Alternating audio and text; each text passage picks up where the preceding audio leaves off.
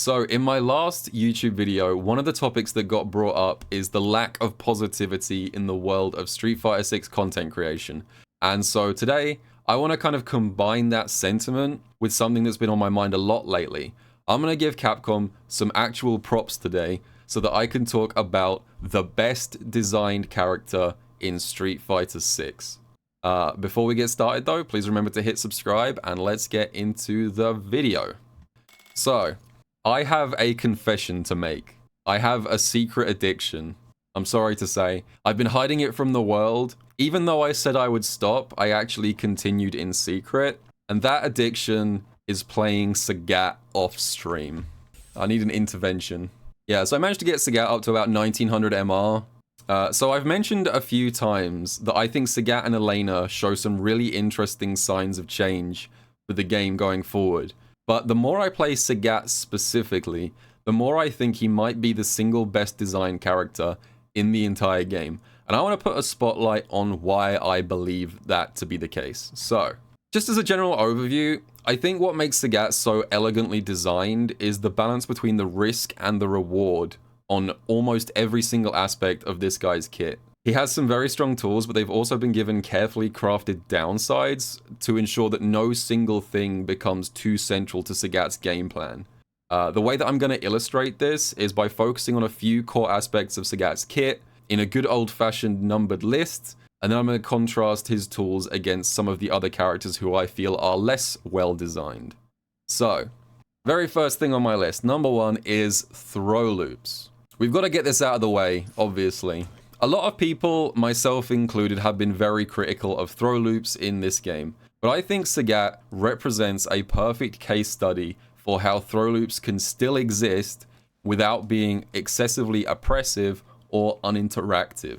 So to begin with, Sagat's throw loop, like a small amount of throw loops in this game, is drive rush locked. So he does have a throw loop, but you need to drive rush, or otherwise he can't get there in time. Without drive rush, Sagat cannot throw loop you at all.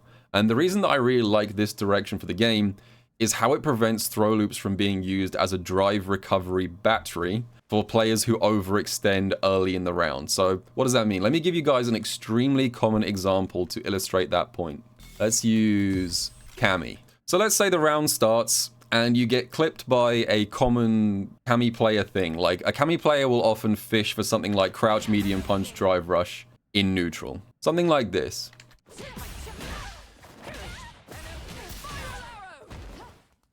Okay, that's the basic example. So Cammy did a combo starting from crouch, medium punch, drive rush, and took you all the way to the corner in exchange for 4 bars of drive. It also gives really good Oki. Now the thing is, to get into this position, I have to emphasize the Cammy player spent 4 bars of drive. Right, that's a 4-bar drive situation, which should be a relatively high commitment in this game. That's 66% of your drive gauge gone in a single combo. But here's the problem. Once this situation has been achieved, the loop begins.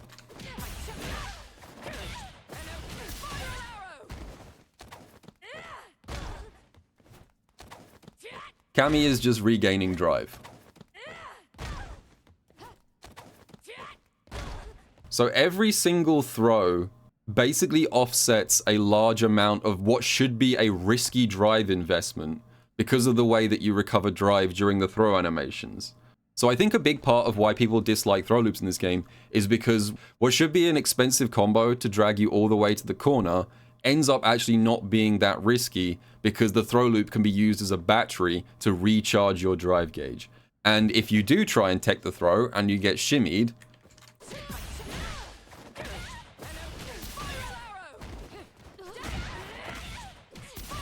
so you eat a full combo, and also that combo builds back a bunch of drive. So whether you guess correctly on the throw or the shimmy is very risky for you as the defender. And either way, the Cammy player is going to build back some or all of the drive that they spent taking you to the corner. Now, this is why I want to contrast this with Sagat. Sagat can do something very similar. He can also start with a crouch, medium punch, drive rush and drag you all the way to the corner from long range.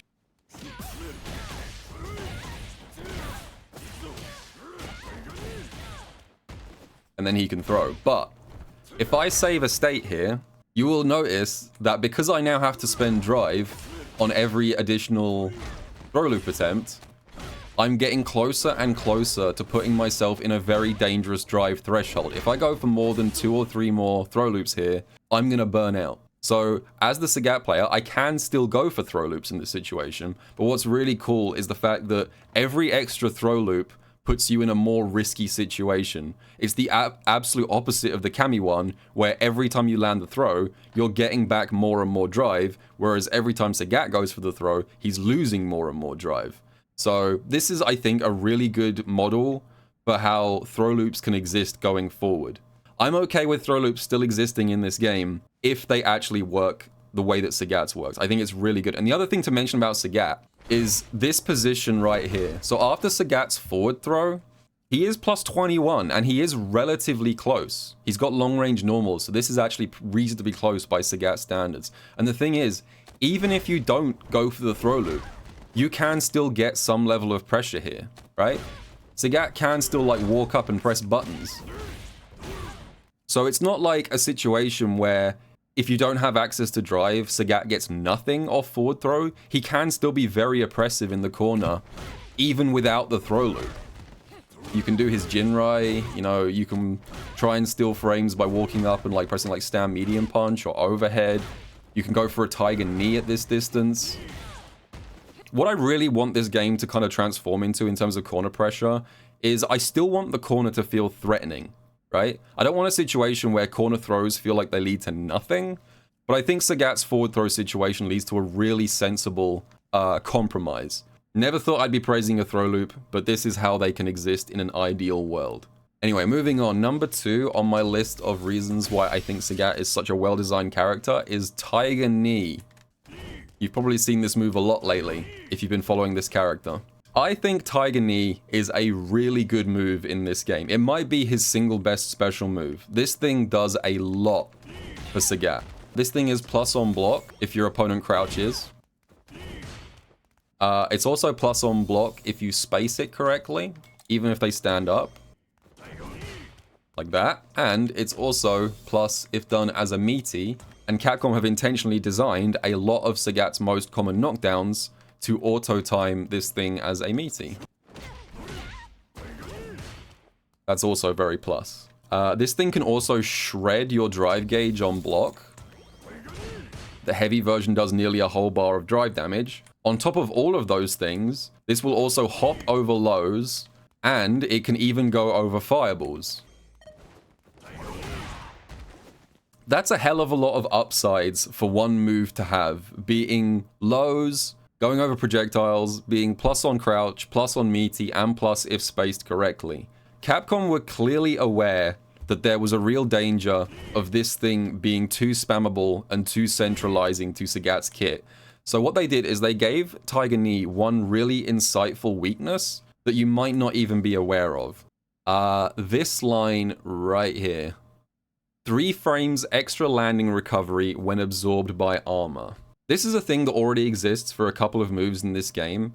If light or medium Tiger Knee makes contact with an armored move, i.e. drive impact basically, the game actually adds extra recovery to make the punish even more consistent. So if you correctly identify the Tiger Knee and you choose the appropriate defensive reaction, you are highly rewarded for doing so. So that was extremely late. As you probably saw right there, I did a DI very late there, and it still punish countered. And that is a very intentional part of this move's design. If you've ever wondered why DI seems to shred this move, that is actually an intentional balancing decision by Capcom. And once again, I kind of want to contrast this with a different move. Has this ever happened to you guys? Let's just do a relatable situation.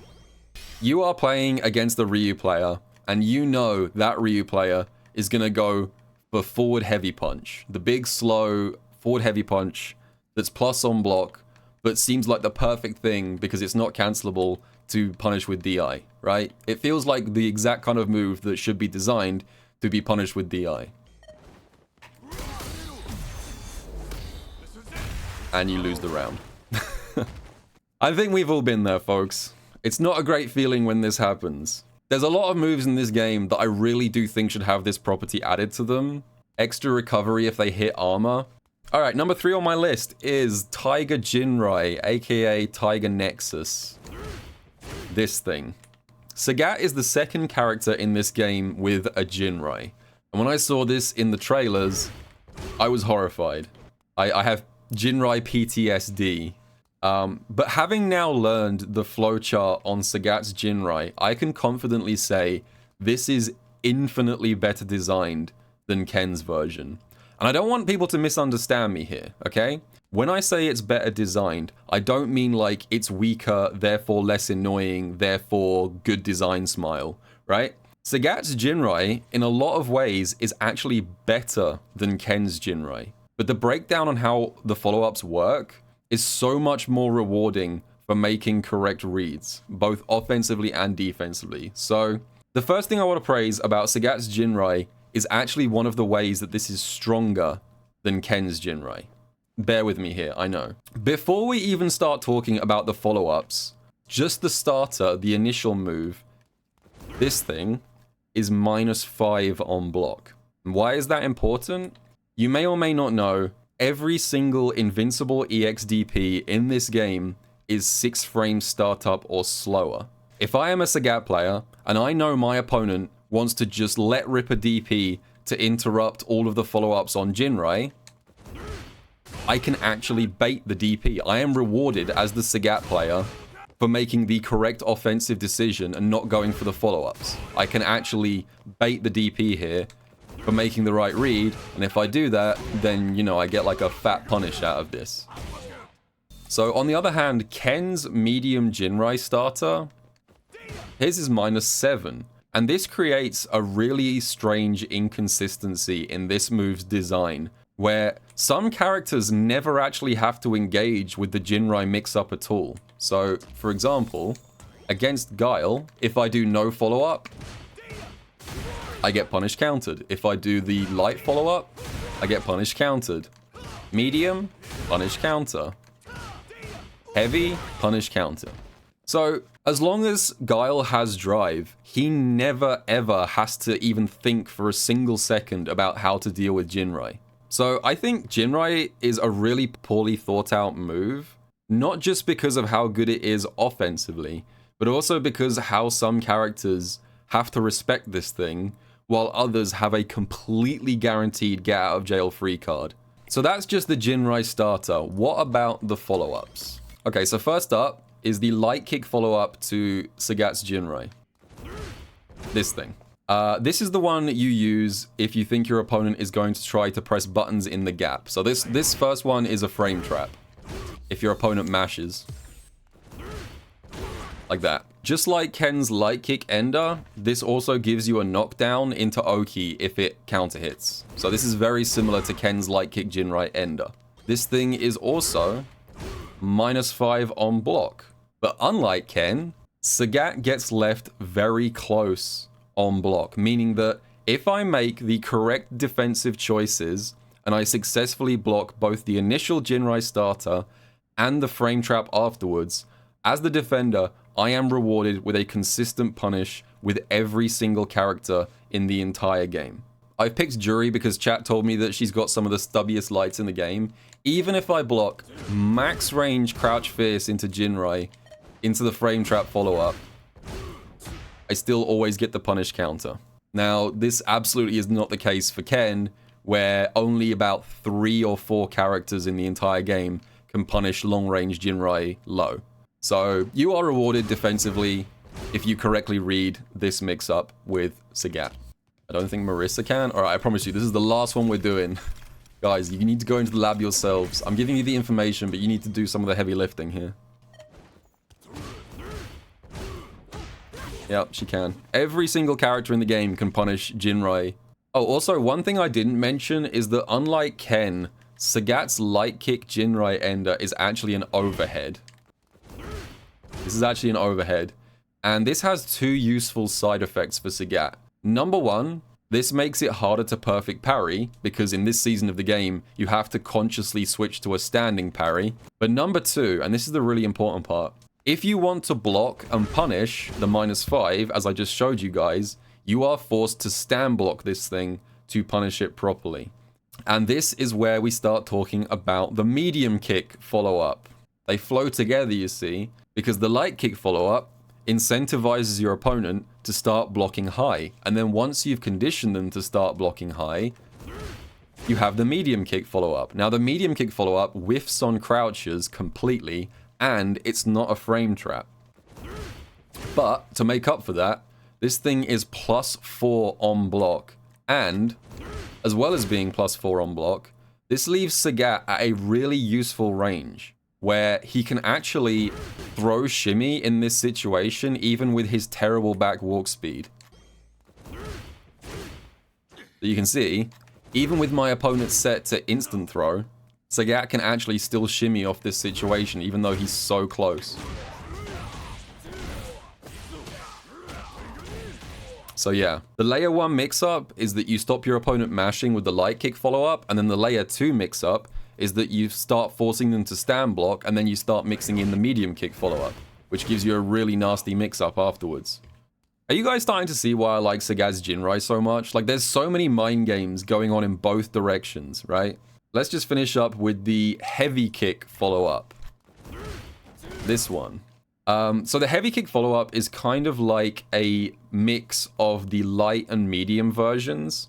So the heavy kick ender can hit crouches like the light kick version, and it's plus on block like the medium kick version, +2 rather than +4. It also launches into a big juggle if it hits, like this is sometimes used as for like Sagat combos. Big part of his combo game. The heavy kick ender has one huge downside though. It is incredibly slow. There is a huge gap here where your opponent can mash. I think they can even press like mediums in this gap. So like that. So the point of the heavy kick version is that you use it once you've successfully broken your opponent's brain with the light and medium versions. You condition your opponent to block with the light version, then you condition them to be scared of stand blocking with the medium kick version, and that's where the heavy kick version shines. At this point, your opponent doesn't know what to do and just starts holding down back. So this mix-up is actually fake if you use the heavy kick ender, but it kind of becomes real if you use it as a mind game and mix it in with the other versions. So yeah, that's Tiger Jinrai. Every single option is highly rewarding for Sagat if he reads the opponent's defensive choices correctly, but inversely, every single one of these options has counterplay and punishes if you read Sagat correctly. So if I know that the Sagat player is going to do the light ender, I can block and punish. If I know they're going to do the medium ender, I can just crouch and make it whiff. And if I know they're going to do the heavy ender, I can just interrupt with a medium. It's so well designed. Like, every single aspect of Sagat's Jinrai is so interactive. That's what I really like about it. There's an actual mind game happening with the opponent. Versus Ken's Jinrai, which is just, you do the low follow-up 99% of the time, and the only counterplay is perfect parry. Ken's is a single-player game. Sagat's is a two-player game. It's almost like it's a fighting game. Alright, number 4. The final thing I want to highlight about Sagat is highly rewarding anti-airs. One of the things about Street Fighter 6 that I think can cause a lot of frustration is this.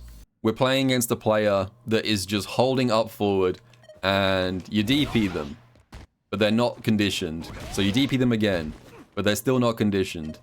So you DP them again. Every single one of these DPs is doing 1080 damage. Eventually, the Ryu player, whether through an act of God or an act of luck, will somehow find the right time to YOLO jump. And when the Ryu player successfully lands that one jump compared to the 7 anti-airs you've just successfully landed, the Ryu player does this.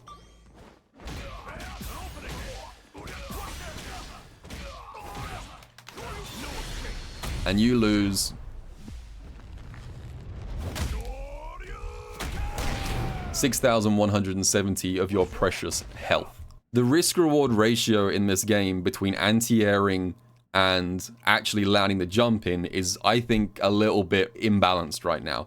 The game is very explosive and very high damage, And so I'm a big believer that anti-airs should be kind of universally more rewarding in this game. And I think, once again, Sagat is a great example of how this could be balanced out without being too strong. So Sagat has two main anti-air choices, and both of them have their own strengths and weaknesses. So Sagat has a DP, right? Which, because of its air invulnerability, his DP is a very consistent option.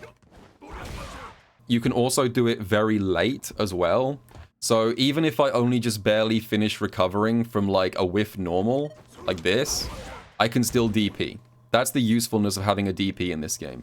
Now, the trade-off for a DP is that they don't do very much damage, as we just saw. So Sagat's DP does 1,320 damage, which makes sense given that you're paying that price for reliability. You choose the relatively low damage anti-air, but it's more reliable. The second option available to Sagat is stand heavy kick juggles. And now stand heavy kick is not very fast and it isn't invulnerable, but to reward you for attempting it, Sagat can get some absolutely outrageous juggle combos starting from this thing.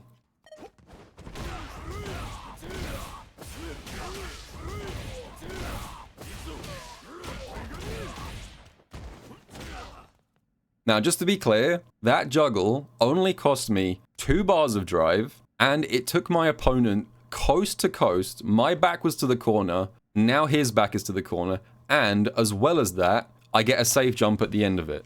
That is a hugely rewarding anti-air, but it's much, much harder to use than his DP. And part of the reason for that is that Sagat only actually gets a juggle on stand heavy kick if the first hit connects. If only the second hit connects like this, you don't get the juggle. It has to be the first hit. And what that means is that you have to anti-air as late as possible. And I really like this. I don't even know if Capcom meant this to be a thing. The point here is you have to hit this anti-air as dangerously as possible. You have to let your opponent get as close to punching you in the head as physically possible to be rewarded with this giga juggle. I think that's so cool. Not just a case of do I anti-air yes, no, but it's also a question of how late do I wait to press my anti-air. If I wait too late, I get kicked in the head and die. But if I do it too early, I still get the anti-air, but I don't get much out of it. So Sagat has this really cool thing where you can choose how dangerous you want to play and how much you want to be rewarded for the timing on your anti-air, which I really like. He also has a couple of other juggle starters that I didn't mention. You can do back heavy punch and forward heavy kick, which also have their own weaknesses. The hitbox on this thing isn't great, and this is very slow. They all have downsides, right? I don't think every character should have like a brain dead juggle, right? That's not what I'm saying. I'm not saying every character in the game should just have like a guaranteed coast to coast juggle off an anti-air. But I'm saying that I really like the fact that Sagat has this mechanic where you can intentionally make your juggle riskier in exchange for more reward. He's not the only character in the game that gets juggles from anti-airs. There is a few others, it's not just Sagat. But I would like to see more of this kind of design going forward. So there we go. I really love Sagat's gameplay design. So much of his kit has well thought out risk-reward. Sagat can get huge reward if he baits his opponent correctly, but your opponent can also highly punish Sagat if they read him correctly. And I think Capcom really cooked with almost every aspect of his kit. Anyway, that's just my opinion. Let me know if you guys agree, and I will see you all in the next video.